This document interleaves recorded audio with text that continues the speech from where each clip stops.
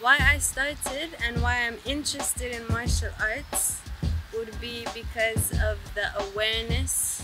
I feel that um, martial arts is deeper than just movements and defense. Of course, it will help you in those ways for physical fitness, but I also feel that it is mental and spiritual fitness in a way.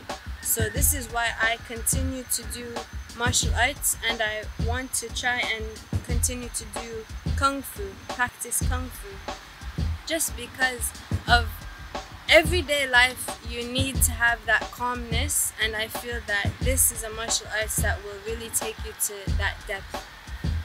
Why I'm here in Tanzania doing kung fu with Master would be because I love doing arts, any type of practices on the motherland, which is Africa, specifically Tanzania, because of the kindness that is and the welcomeness of the land and the people, and specifically those that I was grateful to be accompanied by and brought to connections.